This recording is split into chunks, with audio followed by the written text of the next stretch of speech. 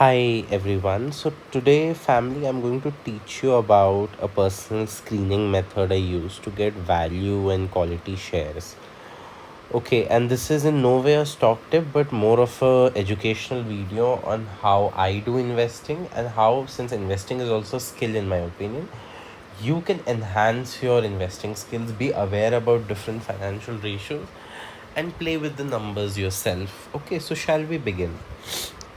So I have this is the blog I have written on a portal called Medium, and total my screener has about six broad filters. They're all in a way a valuation filter for picking the right share, but they're subdivided. So the first one, which is a valuation filter within the valuation ratios, I will go one by one. Let's say the first one.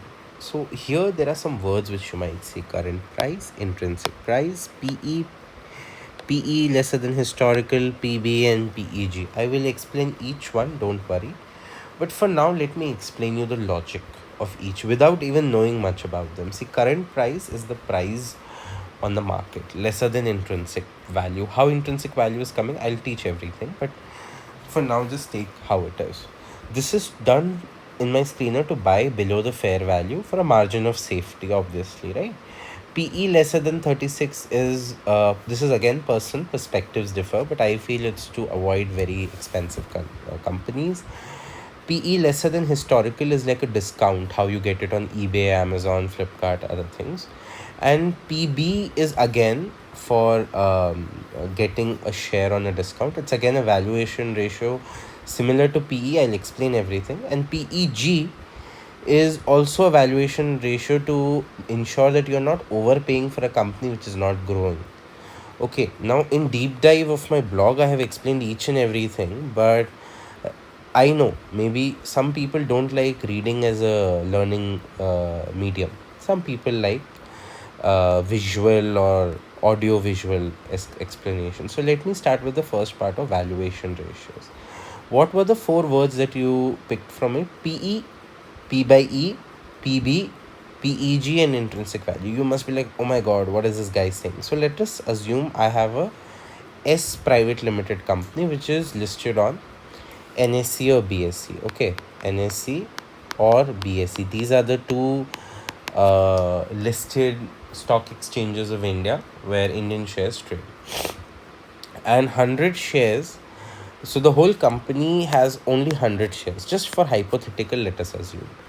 And they have generated, the whole company has generated 1,000 rupees of profit in a year.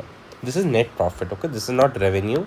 Revenue is the total sales. Like you sell 10,000 rupees worth of item, but your profit which you keep in your pocket is 1,000 rupees. So that is the 1,000.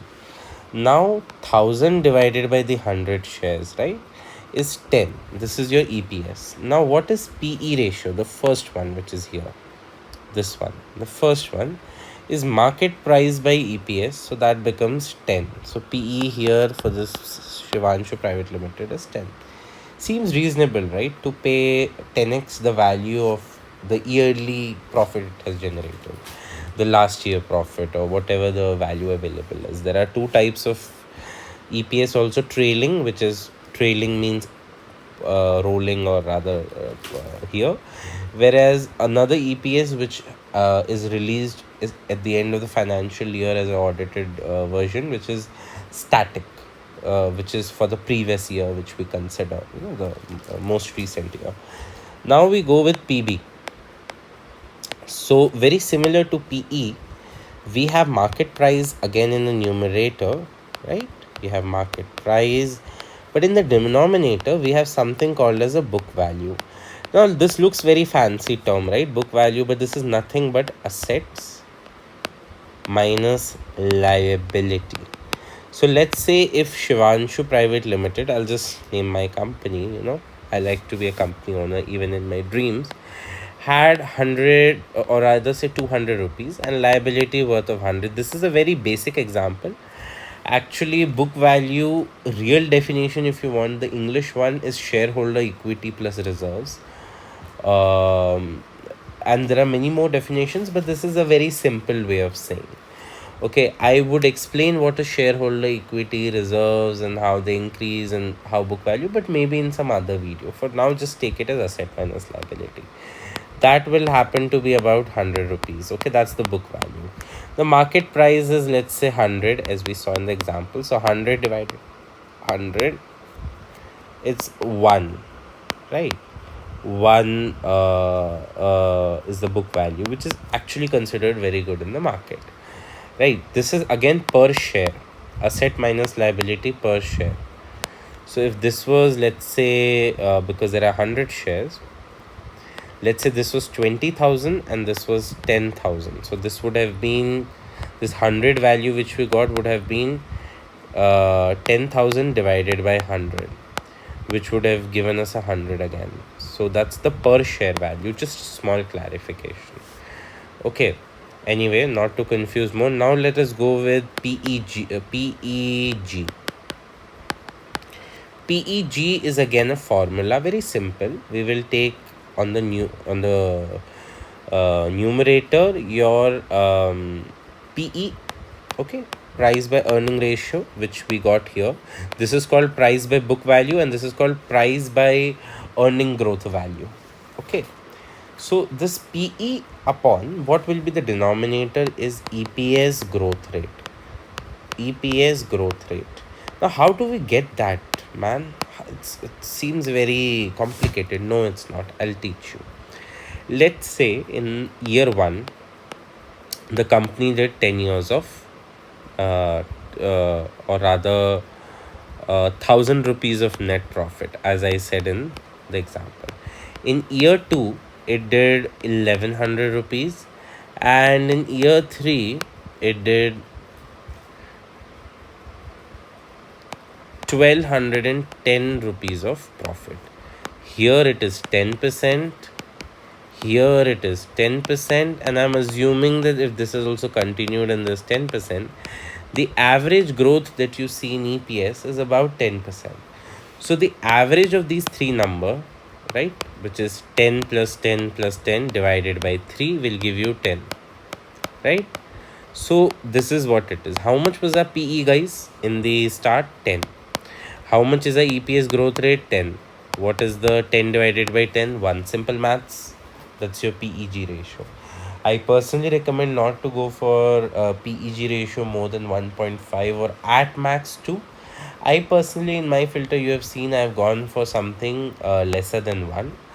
That makes my filter very strict, I know, but I like it that way. Also, I have given in my filter, it's not there in the blog, but since you guys have put in the effort to see, I'll just say it's PEG ratio 1. What does this mean? Actually, I think it's like this. Why have I mentioned it should be greater than 0? Because if your EPS growth rate is negative, right, first year it gave 1,000, but next year it gave still profit, but 1,050. So this is negative, this is minus. And then in third year it gave, so the average growth rate might actually become negative or 0. Now x divided by 0 is what? Anything divided by 0, I think you guys know the math rule. Or x divided by negative is negative, right? So we want positive. We are positive people, right? So now intrinsic value, coming to our final filter. I have not mentioned this in the blog since it's a bit of a complicated subject. But this on screener.in is given by a Graham number. Now, I know everyone is going to hate me for saying this, but I have myself not read The Intelligent Investor, which was a book recommended by the great Warren Buffett. But then here you have a number, if I'm not wrong, it's 22 into PE into PBV, and then there was some division and some factor, and then you do this. I think I do have the formula with me for the Graham number.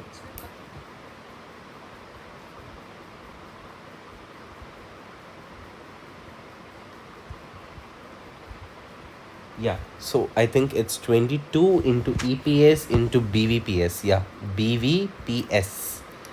Okay, yeah, BVPS. This is book value per share, price by book. This is book value per share. This is, as you know, your EPS. Sorry, this is not PS. This is EPS, and this is 22.5. I'm so sorry, and the square root of that. This gives the Graham number. On screener.in, this is a bit of a modified Graham number. You can check the formula on their website, modified Graham, and this basically gives you a conservative margin of the actual value of the company based on the discounted cash flow. I know these are very complicated words. Remember what it means is, today my company is making 1,000 rupees. You know, next year it's going to be 1,550, then 100, then maybe next year, due to some prediction on Excel, again it becomes 1,000, and so on and so forth. But you know, there is something like inflation. In India, inflation is, I think we are very famous for inflation. So the value of money as the time progresses reduces, right? If we see, I mean, if people who oh, I'm so sorry, I think not this, sorry. People who are fans of economics, let me go down. People who are fans of economics, you must know marginal utility of money and value of opportunity cost, etc. But for people who do not know economics, let me tell you very simply how it works. Very simple. It's a graph. As time increases and the value of money.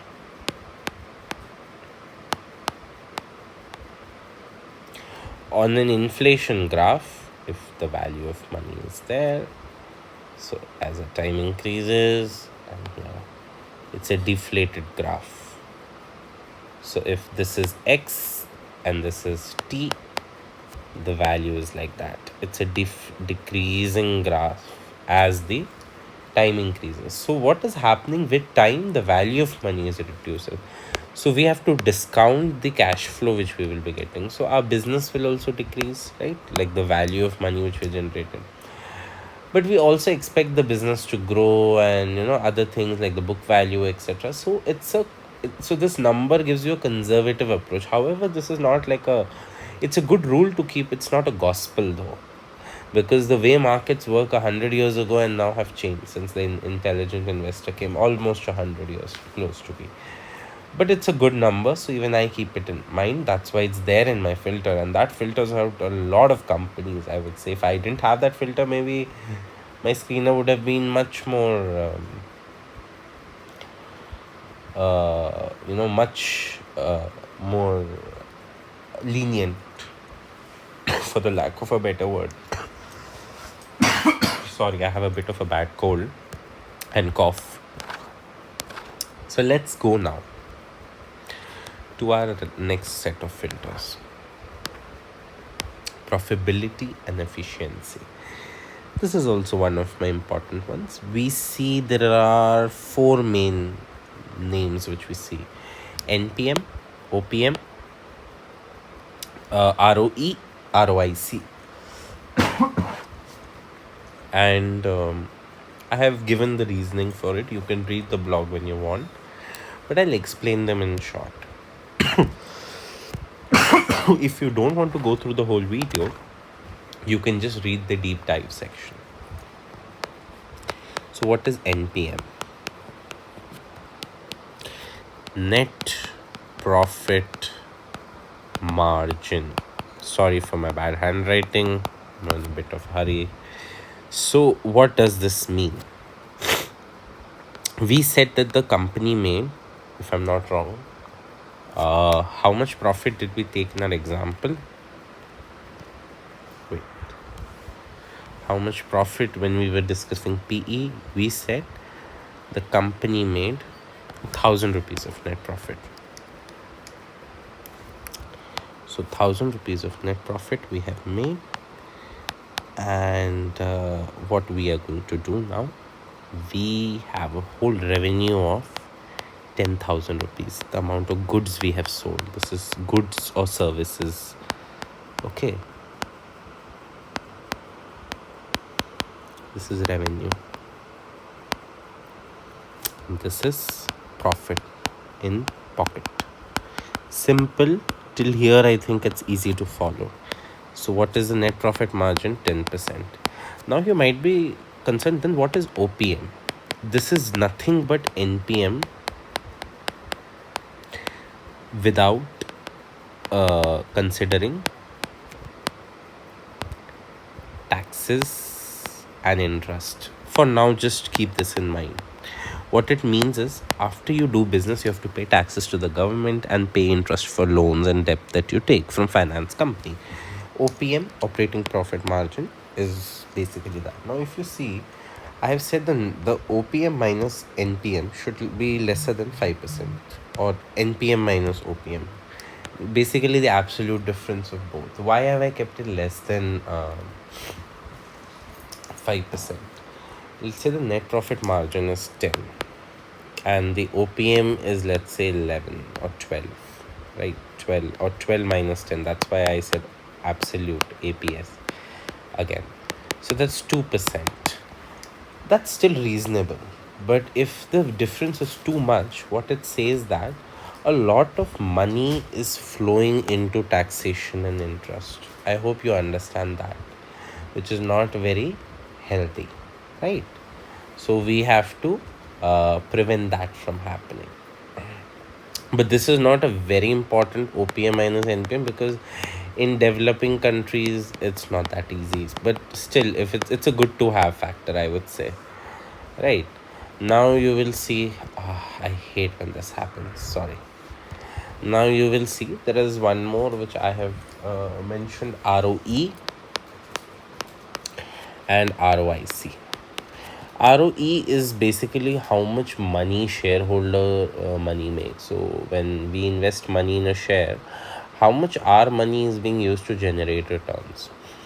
This is basically shareholder equity. Okay, shareholder equity upon the, I think the, if I'm not wrong, it's the net profit only, if I'm not wrong. Yeah. Yeah. It's net profit only. Very good. So it's similar to EPS, but little different. So the denominator is the book value, but it's not PB exactly. So it's the net profit, right? So in if you see in PB, we had this denominator was same, but the numerator was market price. Here it is net profit. So shareholder equity, as companies keep giving reserve, right, keeps increasing. Okay, so to maintain good ROE, their net profit also has to increase. Suppose they cannot increase net profit, they've become a very stable business, like FMCG or something. They don't want too much growth. They want to sustain the growth and just be a little at peace. How can they maintain ROE? Well, they can decrease the denominator. How do you do that? By giving dividend. If you have invested in share market before, you would see that for some shares on a yearly or a quarterly or a 6-month period, you have some money deposited in your bank account with the name of the share. Sometimes, that's called dividend, when the company shares the profit with you. I will explain more about it in the later section, but this way you can decrease the shareholder equity and still maintain ROE. In this way, what you are doing, oh god, I don't know why this happens every single time.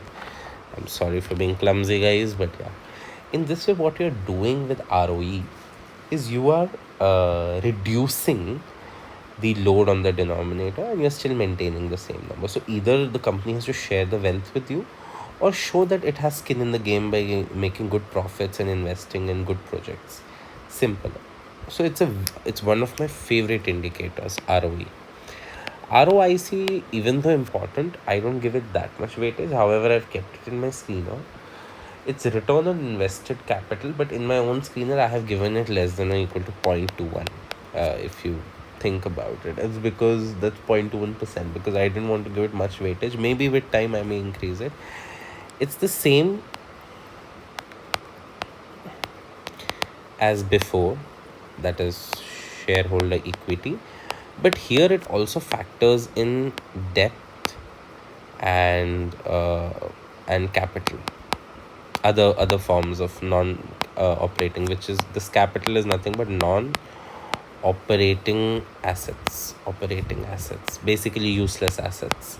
Again, this concept is slightly complicated, but just remember the element of debt, which it has taken money. So how well is it able to generate money, not only on shareholder equity but other money which it has from debt and non-operating assets, static assets, which are not part of the business. When I said they're useless, it does not mean they're actually useless, guys. It means they are right now not in part of the operations. Okay. Now, I think asset turnover ratio. This is mostly for mechanical companies or industrial company. Turnover ratio. This is also one of my favorites, but this is only for industrials. This is not for IT companies generally, but it's one of, again, my favorite ratios. What it means is, it's a very balance sheet thing to do, assets upon revenue. So if my company did business of 10,000 rupees, okay, and it has assets worth, again, 10,000 rupees, then its asset turnover ratio is 1. And anything above 1 or equal to 1 is considered fantastic, in my opinion. Anything below 0.5 is not very good news. Personally, this is only my personal perspective. Okay, so this is now here ROE, asset turnover ratio. I think I've explained all. Growth ratios, I'm not going to go into it because they're very self-explanatory. Sales growth is nothing but your revenue growth. Imagine right now I'm doing business of 10,000 rupees. Next year I'm doing for 11,000. So that's a 10% sales growth. Profit growth, on the other hand, means today I kept 100 rupees in my pocket, but next year I am keeping more. And profit growth is the same as net profit growth, not necessarily, because net profit margin is after taking care of taxes and these. It is possible that the profit here is EBITDA. Again, different screeners have different considerations, but both are of course interrelated, no doubt in that. So in simple words, you can imagine profit growth is like keeping in mind that my profit each year, the amount of money I get to keep in my pocket is growing. Okay. Now, market cap today is greater than market cap 7 years ago. This is basically just to say that the company has grown in the 7 years. There's some money in the where their mouth is, sort of that kind of ideology. Now, the fourth one, as I promised, I'll talk about dividend. This let me go a bit dive deep because it's slightly not complicated, but maybe I like it, so I'll explain it a bit more, you can say. Let's say we made sure that the company made 1,000 rupees of profit and 100 shares, right? Shivanshu Private Limited, we call SPVT. So EPS is, earning per share is 10 rupees. So now every share has 10 rupees worth of value. Now what the company will decide, it will say, listen, all you shareholders, we need money for business. We need to grow our business. We need to become the next big thing. However, you guys have been with us forever. And you guys are a part of our family. And we are also promoters. Unless we sell our shares, we cannot, other than our salaries, because a lot of promoters are also directors of the company, but other than our salaries as promoters, we don't have any money. We can sell our shares, but we don't want to lose equity. We like our power. We also want money in our bank account. So, because see, promoters and shareholders, retail shareholder, I have the same thing. They are shareholders at the end of the day. Promoters, of course, have some insider power, but both of them at the end of the day are shareholders. So they say, you know what?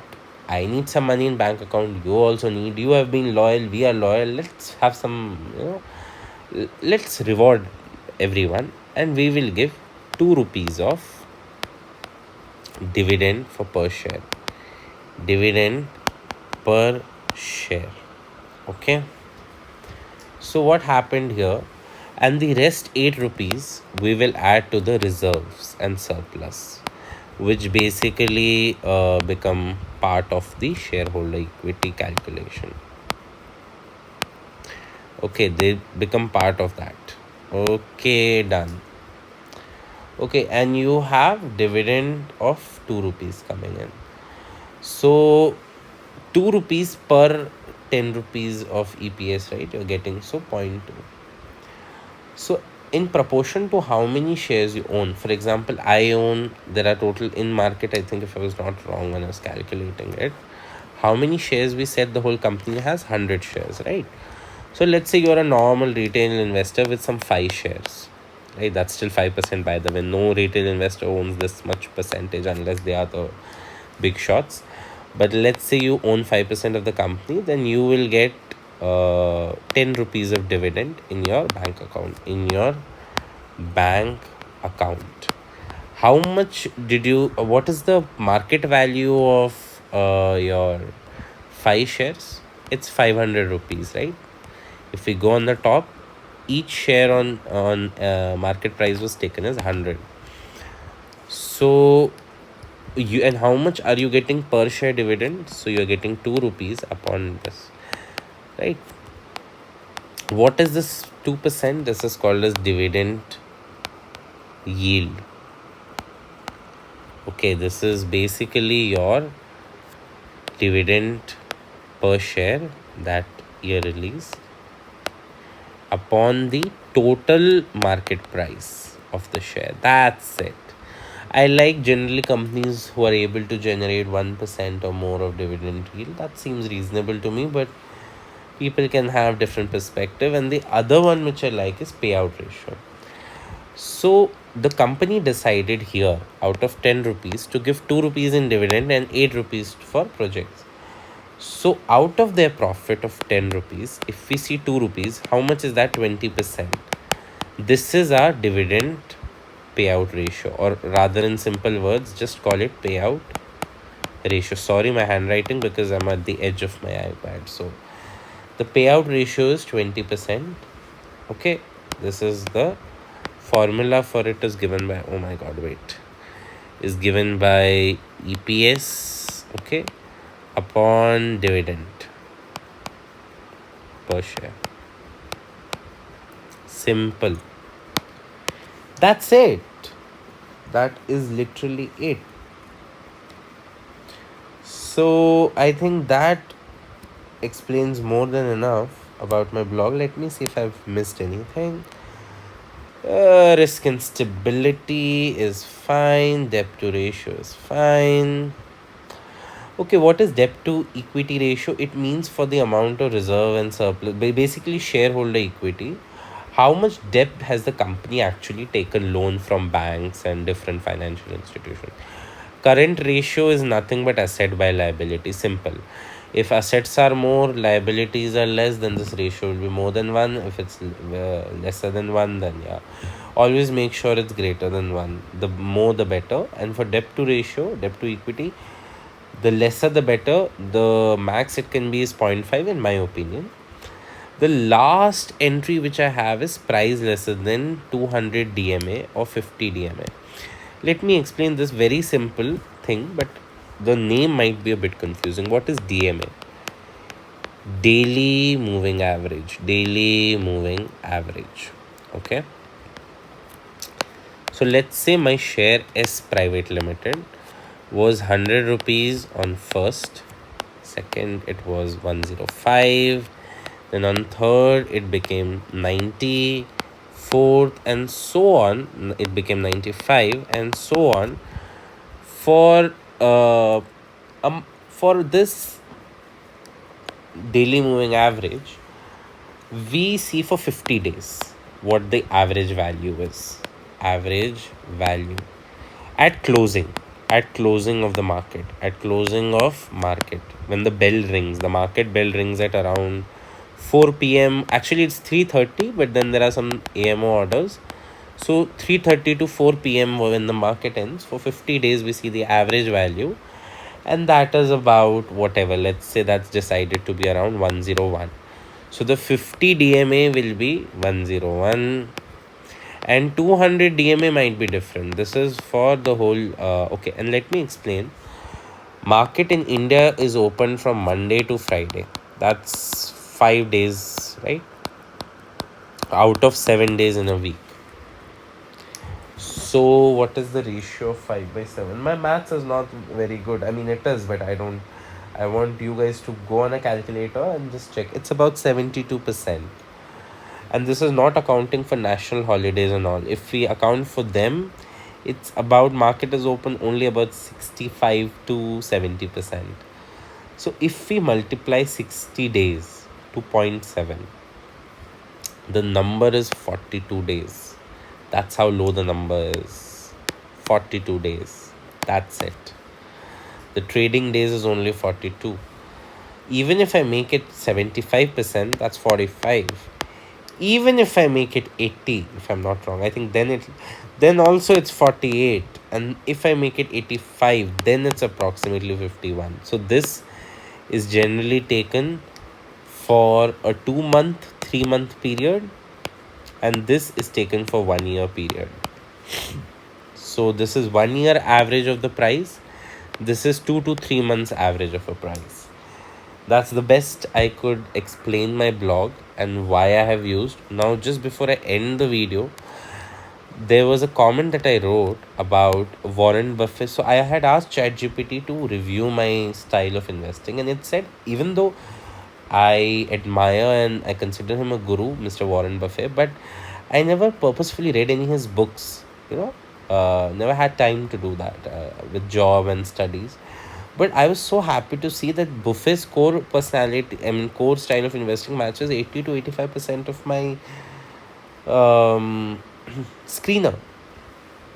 So again, you can read the comment and learn more about it. See, this is chat GPT emoji and also you can see that it's been done. And why only 80 to 85% similarity? Well, I will not tell you the reason, but since you guys have been so patient, the only thing I can indicate is because of the technical filter.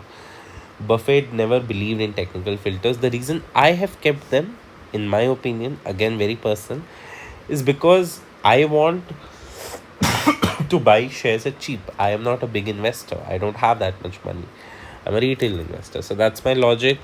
I hope you know the disclaimer and I hope you do well. This is my link to the screener. I'll attach a link to the blog. Have a very good day. Have a nice life. Thank you.